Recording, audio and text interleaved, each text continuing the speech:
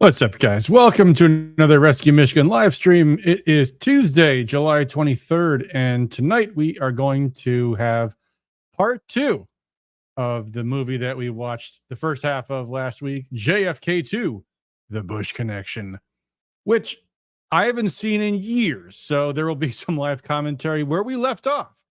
There was actually some commentary that I disagreed with, and we will get to that when we do the intro, but there has been some news, folks, and I wanted to talk about some of the things we didn't really quite get into on last Sunday night stream when I had my wonderful co-hosts Amber Harris and Patty P were on, and I always prefer having co-hosts and guests on my streams than me just doing them myself. But sometimes there are things that things I mean to say that I forget about, just get lost in the dialogue. Or in this case, one of the things we touched on was that Sandy Pensler has dropped out of the race for U.S. Senate.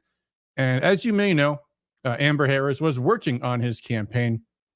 And I didn't want to get too much into that because, frankly, it's rude, to talk about these things. And here's the deal, folks. When you are a political professional, you have an obligation of loyalty to your employers, which if you don't show, you'll find you have fewer employees in your future. So, the fact that Sandy Pensler dropped out, I, did not want to start, probing Amber about what happened and what she knew and what she didn't know. And I will just say, I have not asked her what the scenario was, and she has not told me anything because she's a professional. But I did want to comment on Sandy Pensler's exit from the race, unburdened, as Kamala Harris would say, by the personal interaction that and the professional interaction that Amber has had. So I will just say, she has told me nothing, okay?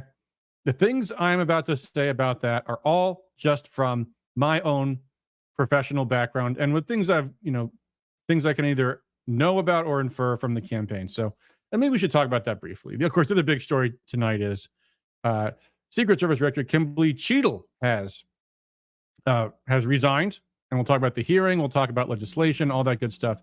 I guess since I don't want to leave too many topics hanging, let's return first to the story about Sandy Pensler. Now, it is a matter of record that Sandy Pensler's campaign, and for those who don't know, Sandy Pensler is a very wealthy, I think, an investor, I want to say, what we in the political business call a self-funder. And what that means is he doesn't need to raise money for himself, or perhaps he should anyway. Sometimes candidates do that, even if they have their own money, but they have their own money they can put into the campaign. You see campaigns like this pretty frequently, pretty regularly. Of course, a couple of years ago in Michigan, we had a gentleman named Perry Johnson who ran for governor of Michigan, who was a wealthy investor. And unfortunately, he had some ballot access errors and was disqualified from the ballot. And that was the end of his campaign. After which he also ran for president in 2024. And he unfortunately ended his campaign unable to get into a single presidential debate.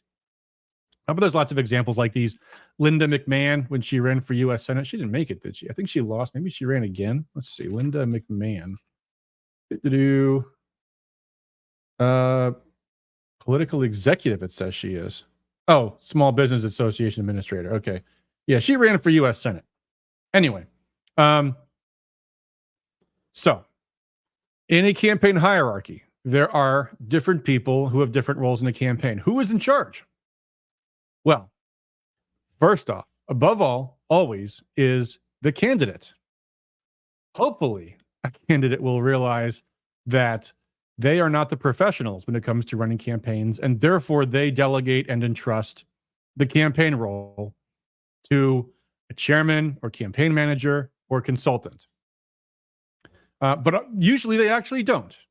And that is a very dangerous thing for campaign managers, chairmen, and consultants, because they don't know what they don't know. And it is very common in politics for people that aren't professionals to think they know everything. Doesn't work that way in other professions, does it? Like, you don't question your doctor when you go to the doctor and he says, you have this. What do you know? You don't do that. For some reason, everybody thinks they're an expert in politics, or they think I'm an expert in something else and politics must be easy because they have, for their entire lives, an observer's mentality. They know about politics. They follow politics. They read about it in the newspaper every day. And they think they're some kind of experts. And the reality is the mechanics of a campaign are not remotely like what they sound like they are in the news media.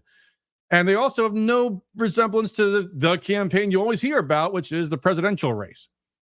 So anyway, the first problem we often have in political campaigns is the candidate. That's thing number one. If a candidate says something like, I'm not going to go negative, run, do not walk away from that campaign. Or if the candidate says, my spouse is my campaign manager, run, do not walk away from that campaign. But anyway, ultimately, because the candidate is legally liable for what happens and they are the name on the ballot, if they choose to veto whatever their staff wants to do, they're going to veto them. And that's just the reality. Secondly, who's really in charge? Your campaign manager? Well, very often in a campaign, the campaign manager is not the head honcho in a campaign, especially a higher level campaign. There is someone called the GC, the general consultant. And that person really is the one who is the senior staffer in the campaign, not the campaign manager. The consultant is the person who does the ad buys, which is, by the way, a big thing. Because guess what the consultants never tell the candidates? That's where they make their money. They get a cut of that ad revenue. And so, as you might imagine, the consultants are constantly directing the candidates to spend their money on advertising and marketing because that is the profit for the consultant. They often don't tell the candidate this, by the way. What does not make the consultant money is a campaign that hires more staff. That's less money for the consultant. So what does the consultants do when you've got a candidate that's got a ton of money and no political experience? Spend your money on ads, buddy. That's how you'll win the race. Just spend your money on ads. But guess what happens? And by the way, again, look, I'm not saying this is nothing that Amber has ever told me. She never, ever talked to me about how the campaign was operating. This is something I can just tell you from my experience is what happens all the time in campaigns, and especially campaigns like these. When super wealthy people get involved in running for office, the consultants look at them and they see a cash cow. So what do? They take them for all they're worth. So, I'm politically in tune in Michigan. And, I ask people like in Lansing, what did people in Lansing think of Sandy Pensler? We don't know anything about him. He doesn't help us out. You know who does help us out? Mike Rogers. Mike Rogers is going around introducing us to all the muckety mucks because he knows them from when he was a congressman. He knows the political class. He doesn't have money to give because he's a taker. He's a money taker, right? He's taking money from lobbyists as a congressman. He's taking money from lobbyists as a connected insider. He's taking money from the NRSC, the National Republican Senatorial Committee. He's working all these connections. But his consultant, Stu Sandler, who is from Michigan, but now is based in Washington, D.C., all he wants to do is spend the candidate's money. So what happens over time? Well, first off, they never staffed up. One of the things, there's actually a left-wing group called Emily's List. It's an abortion group. And it's called Emily's List. What is it? What does Emily stand for? You might think it's some person named Emily. No, it's actually an acronym. Emily stands for Early Money is Like Yeast. Meaning, when a campaign starts, if they can get money early in a race and spend money early in a race, they can chase the competition out. So Mike Rogers, former congressman, played it smart. He goes straight for the Trump endorsement, despite the fact that he is a neocon and hates everything Trump stands for. But before Pensler spent it, because what's his consultant telling him? In all likelihood, he's telling him, save your money for the big election season. You don't want to spend your money now on ads. The voters aren't thinking about that now. Drop your big spend late in the cycle. Now, remember there was another very wealthy candidate named Rick Snyder. Remember him? He won. What did Rick Snyder do? Rick Snyder bought a Super Bowl ad in the full year before the election. Remember that? 2009 Super Bowl, I think it was. Maybe it was 2010. One tough nerd. That was his Super Bowl campaign ad. Got a lot of press, got a lot of attention, bullied a lot of opponents out of the race. Worked. Pensler had no name profile. He didn't. He had a skeleton crew. So what happened? Rogers beat him to the Trump endorsement. You know what? From what I've heard, Trump's people said, we don't know who Sandy Pensler is. What was Trump thinking? And again, this is stuff a consultant could calculate and think about if they're in tune with politics and reality. What was happening early in that U.S. Senate race? Now, by the way, I didn't think Trump was going to endorse that early as he did. But what happened in that U.S. Senate race?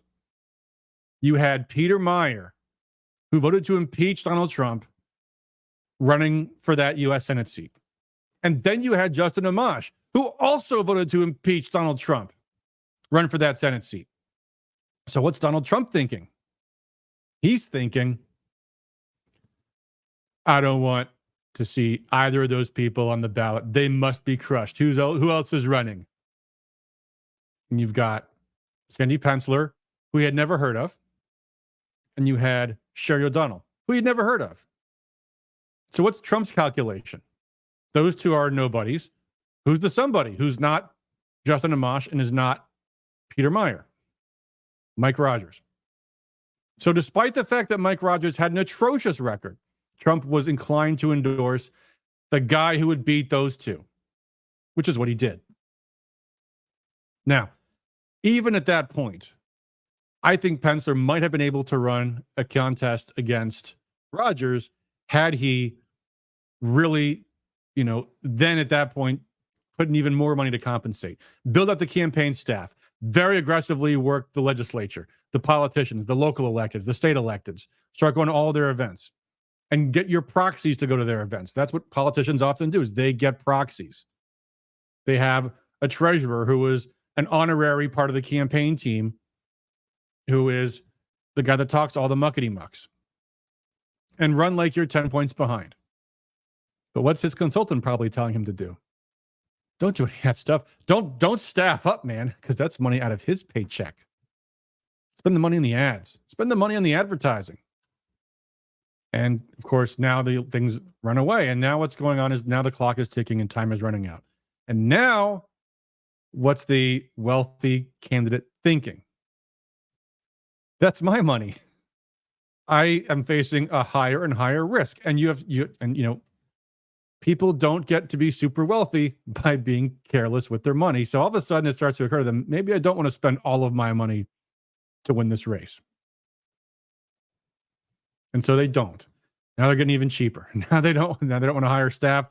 Now they start to not want to spend money on advertising. And the poll numbers get worse and worse. Trump starts bringing Mike Rogers to his events. And the gets bleaker and bleaker. And now we get to the point where Pensler decides to drop out because he can see he can't win. Because he got to the point where he didn't spend his money, and now got to the point where he can't spend his money. But now the question becomes, why did Sandy Pensler endorse Mike Rogers? Because Pensler actually campaigned pretty good against Mike Rogers with the hard-hitting ads he ran. You had even Washington super PACs running attacks against Mike Rogers for his anti-Trump record and his deep state record. But why did Sandy Pensler endorse Mike Rogers? Why not just drop out? Or why not endorse somebody else? Why not try to make it a real race? In, I want to say 2010, there was a race for U.S. Senate. And the front runner in that race was a gentleman by the name you may have heard, Pete Hoekstra. And Pete Hoekstra was battling a lot of issues. And there was another guy running in that race named Clark Durant. Clark Durant, another wealthy businessman, by the way. And Clark Durant's business, if I'm not mistaken, was charter schools, much like the DeVos families. Let me double check on this. It's been a long time since I thought of old Clark Durant. Let me see. Clark Durant, Wikipedia. Co-founder and former CEO of the Cornerstone Schools. Yep, chartered independent schools in the inner city of Detroit. He was a Republican in the state of Michigan, candidate for the U.S. Senate in 2012. Anyway, another gentleman was in that race named Gary Glenn, who I would go on to work for in his campaign 2 years later for State House.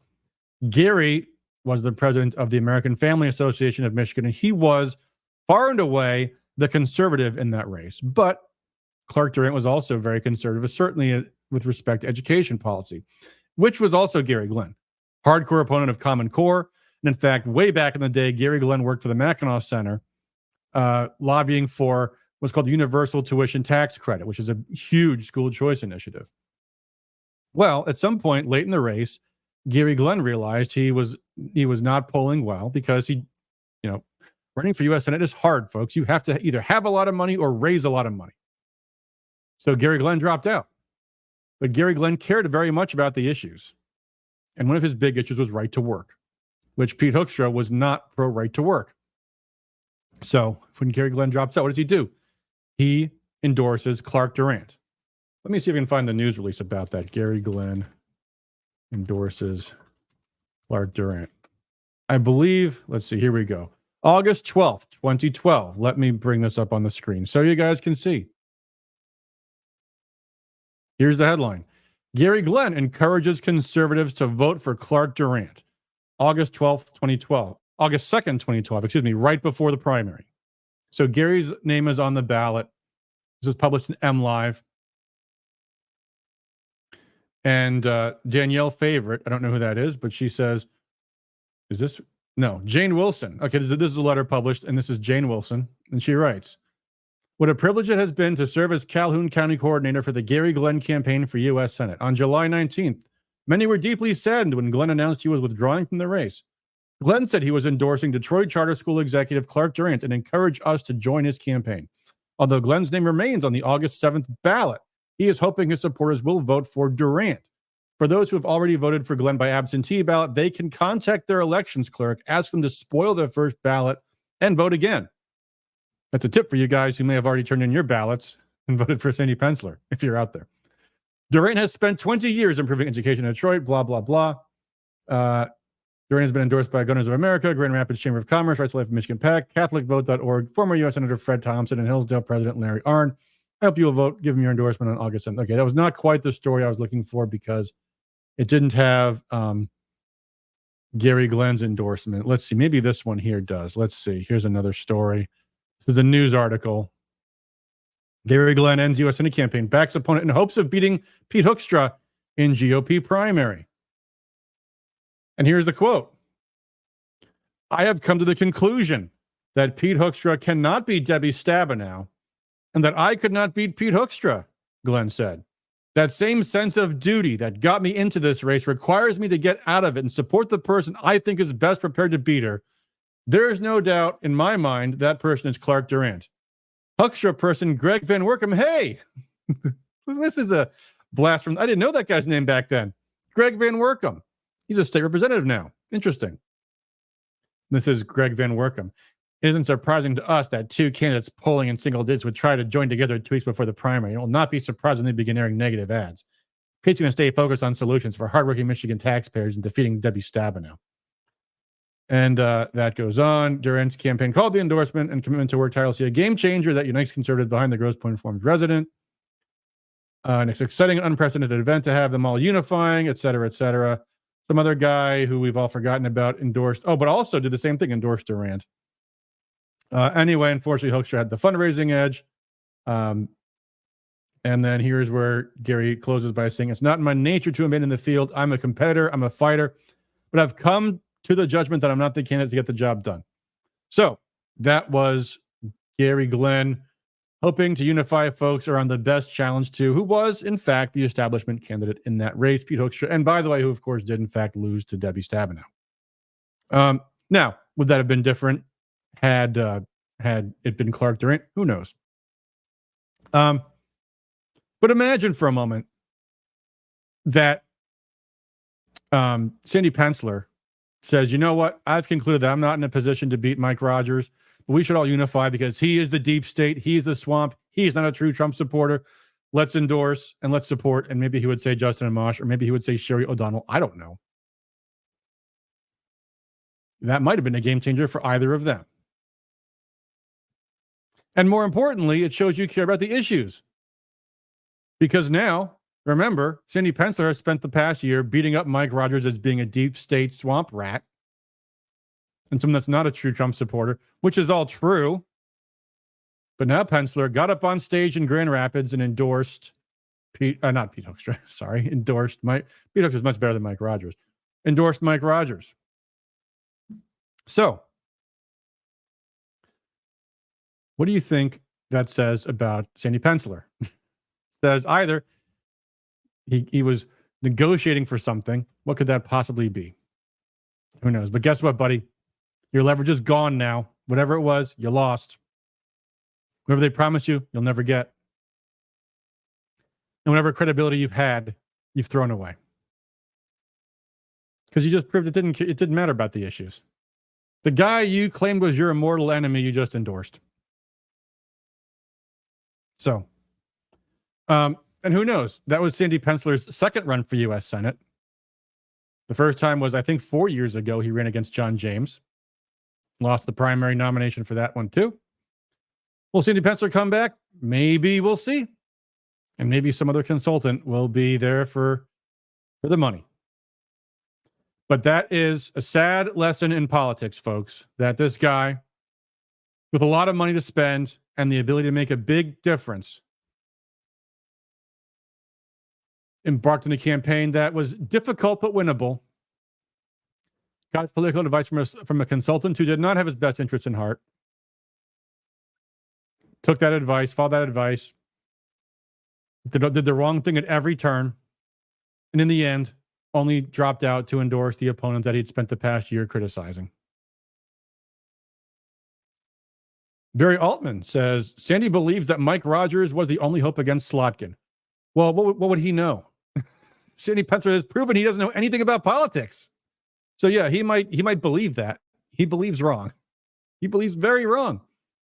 Because there are a group of Republican voters who will not stand by a deep state swamp rat like Mike Rogers.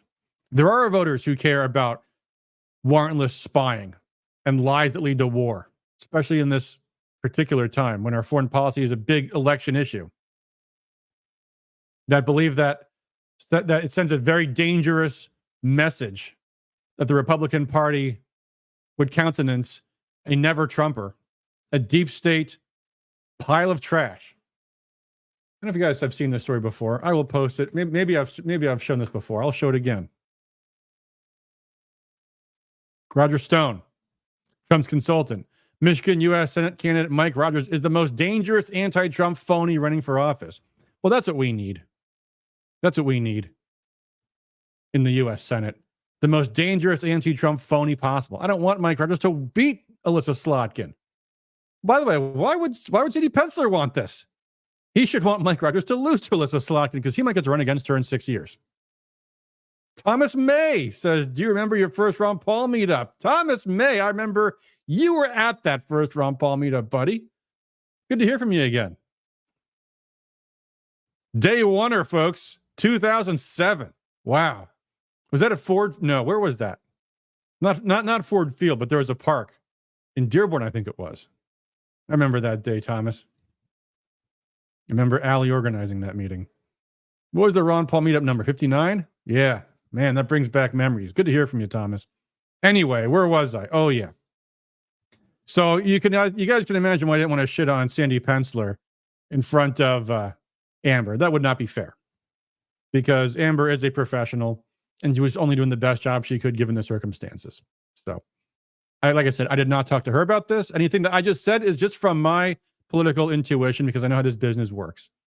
She is a professional. She did not tell me any inside dirt. That's just how the campaigns go. I just know that from experience. So, anyway, that is that. And as for that U.S. Senate race, at this point, it's there is now no opposition that's going to overcome Mike Rogers in the primary. If you want to vote for Mike Rogers to defeat Alyssa Slotkin, that's your business. I will not do it. So there you go. And I've already it would be the millionth time by now if I was to talk about the biggest lie in politics, the lesser of two evils theory. Anyway, we've got some more news to talk about tonight, and then we will finish up that JFK movie. Real quick, this is a horrible, horrible story. If you did not hear about this, then I'm sorry to bring the bad news to you. But this is a story that Michigan voters should know about because of what this says about today's climate in the United States.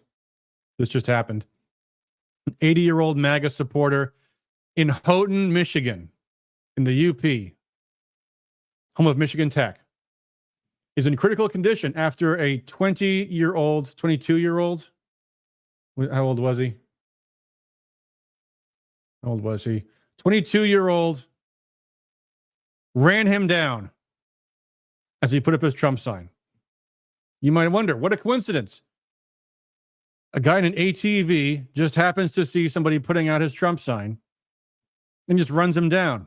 Well, the reason he was there in that particular time and place is because he had already vandalized his Trump sign in the past. In fact, this guy had apparently committed multiple attacks, and police had received reports of 3 attacks, likely tied to the same suspect, which if they received 3 reports probably means at least 10 incidents of vandalism. The guy rode around on his ATV, smashed windows out in a car, smashed all the windows out of a car, broke tire valves off of another. And in the third incident, a guy was putting up a Trump sign after the same criminal had allegedly pulled his signs down. And while he was putting the signs back up, he returned to the scene of his crime and ran him down again, where this 80-year-old victim is now in critical condition. Could he die from his injuries? Possible. And he'll never be the same either way, says Sleeman, who I assume is a cop. Yeah, the cop spokesman. Hancock police chief. They believe the ATV driver is involved in all 3 incidents. They also believe the incidents may have been politically motivated. Oh, you think? The subject appeared to target both Trump and law enforcement supporters, the police press release said. And by the way, the suspect is already dead. They received a call from someone who wanted to confess a crime involving an ATV driver within the last 24 hours. The person also requested a ride. And when they got there, he had shot himself to death. There you go. Thank you, liberal media. Thank you, Joe Biden. Thank you, Kamala Harris. This is what they've done. They brainwashed a man who killed another person, probably accidentally in the course of committing other crimes, motivated by the media, ginned up by their talk of Trump the Hitler. Thanks, New Atlantic. And then killed himself. All this blood is on the mass media's hands, folks. All of it. And everyone in Michigan should be talking about that. Everyone in America should be talking about stories like these. They're everywhere. Hancock, Michigan, the UP. No matter where you are, you're not safe from them. There are deranged Biden supporters out there, Trump-hating fanatics, who will kill and die because they've been told by the mass media to prevent the next Hitler. They've been told this by the media and by Joe Biden after an assassin nearly killed President Trump. So this is a story every single person in Michigan needs to hear about. If you haven't already done so, pass this on to your friends, to your family, so they can see what the mass media does to people, because that's how sick this is. All right, that was that story. What else do we have to talk about tonight? So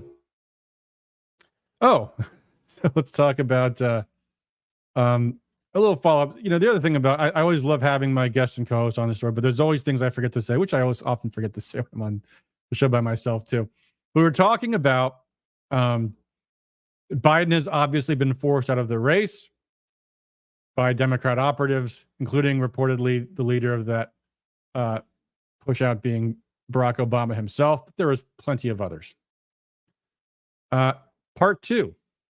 This is a prediction, folks. You heard it here first. Actually, got 2 predictions for you. Prediction number 1. The immediate next thing will be pushing Biden out of the presidency. Biden has said He will support Kamala Harris for the upcoming term, but he will finish his term. Mark my words, Joe Biden will not finish his term. They are just waiting to finish this off and make it inevitable. And you'll see, just like Sandy Pensler, Biden was promised things he's not going to get. I guarantee you they promised him, you will get to finish your term. I promise you he will not. Because soon, you're going to start to say the same thing. You're going to say, Joe, it's not looking good for Kamala. The polls show she's down. She's down. The situation's dire. Or maybe they'll say the polls show it's dead heat and we can't take any chances. We can't lose the House. Or we can't lose the Senate. We have to win back the House. And they would give her a huge bump, Joe, if she could just be the president.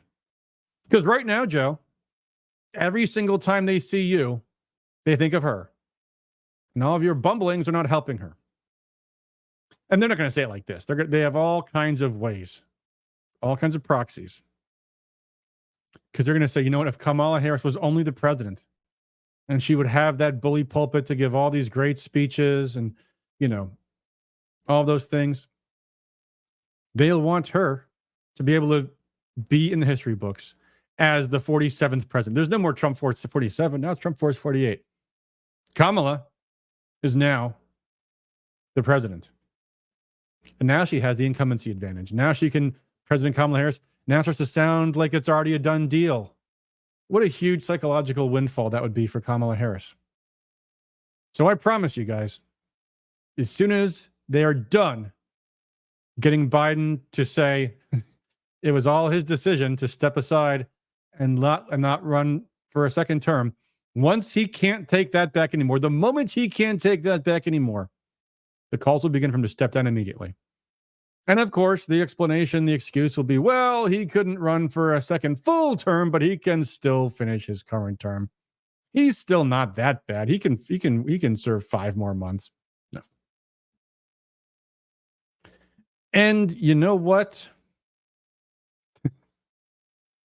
Another prediction for you guys. I think Joe Biden will not live much longer. I think Jimmy Carter might outlive Joe Biden. And I say that for 2 reasons. One is that Joe Biden is on a very, very strong diet of drugs to keep him going. That a lot of powerful people in Washington will no longer want him to be on. And even all that aside, and that's a conspiracy theory. Well, I'm just speculating. But all that aside, too. Have you guys ever lost a dog to old age? I've read about this, and then I experienced it when my dog died. He was a very old boy. He was a 13-and-a-half-year-old, big old Rottweiler. Captain Crunch. There he is. There's Captain Crunch. Lived to be a very old, healthy dog. And when he died, you know, he got a lot of tumors and stuff, but eventually his mind goes, and his eyes start getting really glassy, and the dog just starts falling apart, which is what happens when people get old too. And this is the thing I was talking about that you read about, is that right before they drop, they suddenly get very lucid. Like at first they're very disoriented. Like for a long time, as they get worse and worse, they start getting more and more disoriented. They start losing the ability to know where they're going. They start even when they go outside to use to relieve themselves, they do it in weird places that they never used to go. You can start to see the mental faculties are really breaking down. And then right before they die, for a few days, they're really lucid. They're suddenly spunkier. They're suddenly sharper. And then it all falls apart, and then they die. That's what happened to Captain Crunch. That's what happens. I don't know why it happens, but it's a thing. It's been documented. It happens. When you're the president, you got to imagine you're every single day you are under a constant state of stimuli. And what happens when you retire? All of a sudden, poof, that's all gone. All of a sudden, the world really, really, really slows down fast. Now, again, I'm not a doctor. I'm just guessing. I'm just predicting that the moment Joe Biden leaves office, he's going to fall apart. We'll see. We'll see. Just guessing. Just throwing that out there as a prediction. Is there anything else I want to talk about before we watch the movie? It's already been a half hour. We've got about almost an hour left in this movie. So we're going to watch. Oh, by the way, real quick, Barry Altman says Joe is wanting to pardon Hunter. I'm sure he is. I remember when Trump was leaving office, people were expressing some legal theories untested, that a president can preemptively pardon somebody, or at least for an incident that's already happened but just hasn't gone through the legal process yet. Don't know if that's valid or not. So who knows? But at any rate, I don't think that the Washington, D.C. Democrat establishment is going to care much what Joe Biden wants. And I think they've got the tools to make it happen, regardless of what he wants to happen. If anything, they'll probably tell him that they can guarantee Hunter's immunity. Because, the Democrats do control Washington and they control Delaware. But once you drop, you lose your leverage. Right, Sandy? So, whatever they're promising, they don't have to deliver. So we shall see. Real short piece of news, just in case people out there are speculating, because there's always a speculation. Is Whitmer going to be running? Is she going to be the running mate? Whatever. She's apparently announced she now is a co-chair for Kamala Harris, which, by the way, for those who don't know, a campaign can have a million co-chairs. It doesn't mean anything whatsoever. It's just her way of showing loyalty. There's not going to be any meaningful challenge to Kamala Harris, guys. There just won't be. We talked about that on Sunday. And by the way, Sunday someone was saying maybe Joe Manchin will run. That's apparently not going to happen now. That's a done deal. There's two reasons why no one's going to challenge Kamala Harris. First off, how could they? Because by being the current vice president, that's an absolutely enormous advantage that she has. Plus, black female. You run against that, especially if you're a white guy. That's not going to work. She's the natural pick. The Democrats don't want to have a contest, so everyone's going to try to force any possible challenger out. So that is the big reason why there can't possibly be a challenger to Kamala Harris. The other reason is because Democrats looking at the polls are going, we're probably going to lose this one. They don't want to be the big loser. They don't want to be the next Michael Dukakis or the next George McGovern. So they're going to bide their time. Because everything looks bad. And sure, of course, some of them might think, well, something amazing might happen. Some game, hypothetically, Kamala could win. The media's going crazy with that narrative now. But I don't see it. Everything for the Democrats looks terrible right now. And they're talking about, the polls show this and the money is that. I understand we have to run like we're 10 points behind. Don't get me wrong. Don't miss that. We still have to run like there is going to be no red wave in November. But all of the evidence shows that this is looking better than things looked 4 years ago and better than things looked 2 years ago. And there is something visceral about Trump surviving his own assassination. And if the Republicans aren't idiots, they are going to keep that story going. Oh, yeah. Speaking of that, by the way, that's something I meant to cover tonight. There has been some news on this. I mentioned this in my email blast today. Tomorrow, the Republicans are going to announce a bipartisan task force that's going to investigate and get to the bottom of what happened on July 13th. Because, of course, we had that hearing yesterday. For those who didn't watch, the hearing was an absolute waste of time. I would not recommend watching it unless you want to see, how stupid the whole process is and how little they can really do in these congressional hearings. For their part, the Democrats were incredibly unconcerned about the assassination. You had Rashida Tlaib, and is it Jerry Connolly and Ayanna Pressley? Don't give two shits about Trump being assassinated. They made that dang clear. All they cared about was banning guns. Because obviously gun rights make it hard for the Secret Service to do their jobs. To her credit, the one thing I will give Kimberly Cheatle credit for was that she would not give the Democrats that. They kept badgering her. Wouldn't you say your job would be easier if we banned AR-15s? And she said, things to the effect of, we just always do our best. She stonewalled them on that too. But of course, she stonewalled on everything else. Lisa McClain Congresswoman from Michigan asks, how many bullet casings, she meant cartridge casings, but how many bullet casings were on the roof? I can't tell you. She had just testified, the FBI told her. What was the number? I'm not telling you. Everything. I don't know. We're only 9 days into this. Someone should have said, but nobody did say. 9 days sounds like an eternity to me. Well, you've learned nothing in 9 days. You've learned nothing in 9 days. Nobody did say that, though. Marjorie Taylor Greene. First question she asks, who was the officer in charge that day? I'm not telling you. Why? Why not? What excuse could you possibly have? You think this might be of public interest? Public might want to know, might have a right to know who let the president be shot. Oh, but this poor person, this poor officer in charge, if you knew his name or her name, he or she would get death threats. The Secret Service, the people whose job is to stand in front of a bullet for their protectee, they might get death threats. Yeah, some excuse. Anyway, so Kimberly Cheatle said nothing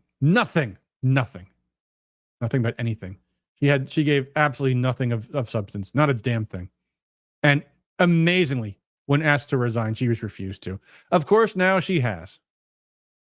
Big deal. Big deal. So what? She is a replaceable part in a bureaucracy. So what? They'll find someone else loyal to the cause. But, think about it, guys. Kamala Harris is her boss's boss now. Well, okay, he's not technically yet vice president, but that's coming. That's coming. And anyway, it doesn't matter because Joe Biden's in charge ultimately. And Mayorkas under him. Who will lose his job if Joe Biden is not reelected or Kamala Harris is not elected? So if Kimberly Cheatle is not resigned and is not fired, then what's people going to say? Why are you protecting this person? Shouldn't she resign? At some point they'll say, you're right, she should resign. She's not resigning. Okay, I'm going to fire her. Right? So she finally resigned only because it was either that or be fired. Whoop-de-doo. Who cares? Jeff Fuss says congressional investigations are the graveyard conspiracies are sent to die. Even more worthless than an FBI investigation listening to AOC or MTG or Boebert pine for the biggest sound bites. Yeah, and they're all going for that. Although Boebert and MTG did ask good questions. Lisa McClain wasn't terrible, although she started off really bad. She started off saying, you should really just come forward with us if you want to keep your job. I'd have been like, you've already lost your job. Because the best possible outcome is this incompetence theory you guys are going with. Total incompetence. Complete buffoonery. But I think, and a lot of taxpayers are thinking, this might be something worse than that. And you are a prime suspect. So you better start talking. We're going to start thinking the worst of you. That maybe you're covering something up. That you may be involved in something. Because it's weird. The Secret Service has a job to protect every single one of their protectees, including especially the president and the candidate for president. Not just from random nut jobs, but from hostile foreign governments who have experts. Donald Trump ordered the assassination of a high-ranking Iranian official. Every foreign adversary has professionally trained experts at assassinations. The intelligence chief in Ukraine said, yeah, actually, we've tried many times to assassinate Vladimir Putin. Yeah, duh. That's what they do. And the Secret Service's job is to protect against those people. Professionally trained, organized groups who probably infiltrated their targets and their protectors. That's the level of expertise the Secret Service is expected to be able to counterattack, to countervail, what's the word I'm looking for? To counter every single day. And they couldn't stop a 20-year-old. That is a bullshit story. And we should assume it is a bullshit story until they can prove beyond a shadow of a doubt otherwise. So, tomorrow, they're going to impanel this congressional task force, which to your point, Jeff, yes, it will be a bunch of BS. Because every step of the way, what do you have to do? Ask the speaker for subpoena power? How are they going to enforce it? That's why they can't just have a task force. They have to have a special commission. They have to have a House resolution that empowers a special commission with subpoena power to interrogate everybody and staff it with experts, expert investigators, expert interrogators. They can find these people. The talent is out there.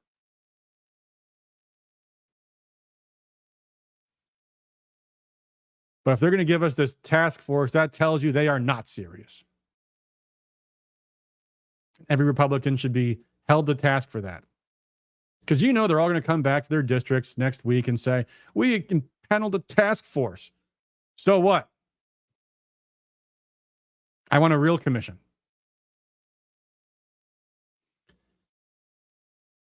Mark Ashley Price says, in my humble opinion, Obama is the worst president and Trump is the greatest. In my opinion, Biden was even worse than Obama by quite a lot, actually.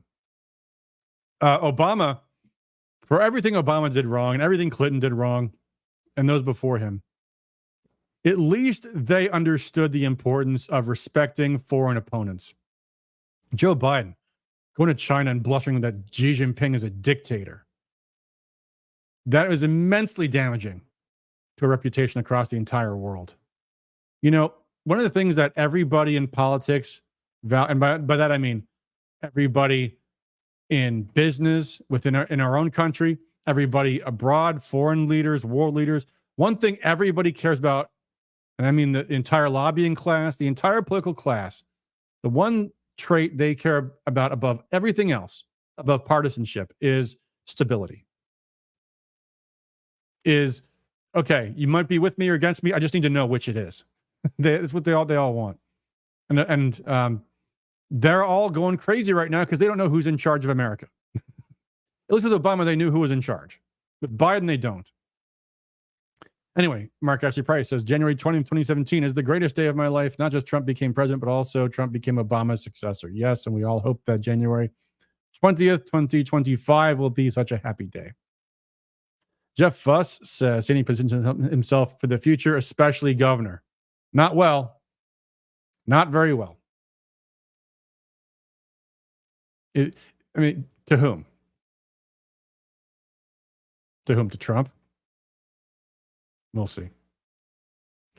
We shall see. My prediction is he doesn't take off. Whatever promises he's been given by Trump won't endure for another 2 full years. And besides that, you're gonna have the same problem.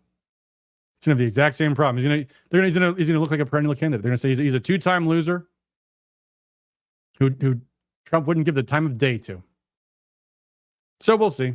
We'll see. Maybe he'll run for governor in 2 years. He also says Trump knows this was a hit. If he wasn't, he would be buying lottery tickets. Yeah, I think so.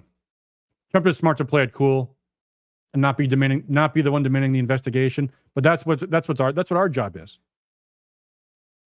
It's also what the House Republicans' job is, by the way. But if they won't do it, then that's one more reason for us not to bother trying to help their sorry butts win in November. So there you go. All right. I think it's time to watch a movie, guys. You know what? It's funny. I just for a split second there heard the fade out of a tune that actually got this video nuked on YouTube. Maybe nuked is a strong word. So what happened was I got 2 complaints from YouTube about the stream I did last week about this. One was the 7-second clip of Walter Cronkite, the one where he's talking about what did Walter Cronkite say in the clip? I believe he was saying how it looked like Kennedy had been shot from the front, not from behind. And for that, of course, I got a copyright claim. I also got a copyright claim for this 22-second clip from the band War and the song Why Can't We Be Friends? And YouTube gives you options when this happens. Option 1 is you can mute the video over the copyright claim, which is fine. But option B is you can dispute the copyright claim. And I clicked dispute to dispute that Walter Cronkite claim because that's fair use. Of course, it's fair use. There's no financial monetary interest in that Walter Cronkite clip from 50 years ago. The problem was once I clicked to dispute the Walter Cronkite clip, I could not then also mute the war clip. So this video has been removed from YouTube, at least for the time being. So, folks on YouTube, I hate to do this, but I have to end my stream on YouTube now because I don't want to get more crap from YouTube. So, please visit our Facebook page or our our X feed, or best of all, our Rumble account, and join us over there where you can also click subscribe, and that way you'll receive alerts on our videos. Obviously, YouTube is an enemy of free speech and an enemy of information in general, so I'm not the least bit surprised this video was not welcomed on there. So we can't watch the rest of this movie on YouTube. So I will end the stream on YouTube, and we will continue happily on Rumble and Facebook and X. Now, just to catch you guys up, for those who have not seen last week's stream, we are watching a movie called JFK 2, The Bush Connection. And this movie, I think, came out in 2005, so it's almost 20 years old. I haven't watched it in almost that long, so I don't entirely recall what to think about every single thing they talk about in this movie. Now, there's a lot of JFK stuff. The reason why obviously we're watching this is because the Secret Service had something to hide in that assassination as well. And the things that we saw in the video from last week's stream included, of course, the stand down and the Secret Service mysteriously being called away from JFK's car right when the shots are being fired.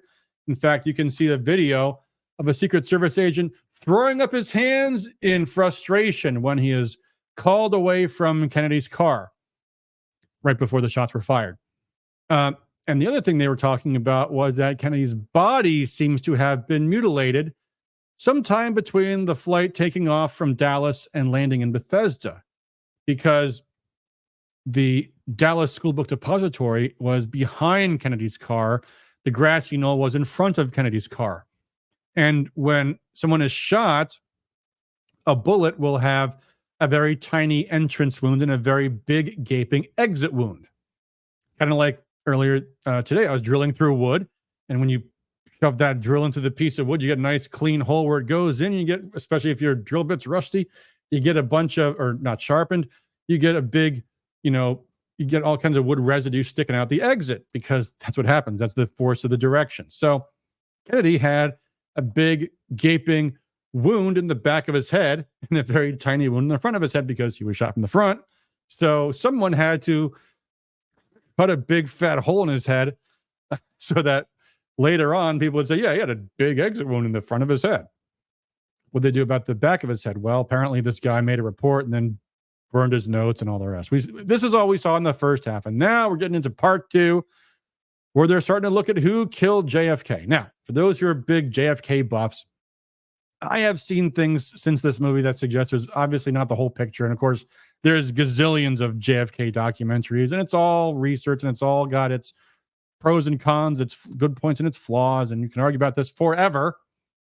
Of course, some people think the banksters murdered JFK, and some people think the Israelis murdered JFK. And this movie posits, and I think many people would agree, that the CIA is the most likely suspect because, well, the movie will talk about this.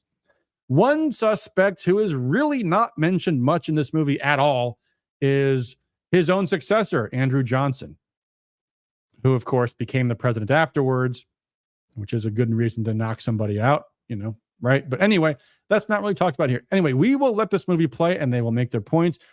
We stopped just after where this movie is paused, where they make this bad argument here. We'll let them play it, then I'll pause it again and make the same thing again. So here we go. Taking off from here. Yep, Jeff says CIA under the influence of Johnson. Yep. Anyway, here we go. Oh, by the way, bye-bye, YouTube. You'll have to catch the video on Rumble, Facebook, or X. Here we go. Let me hang up on YouTube. Remove. All right. Bye.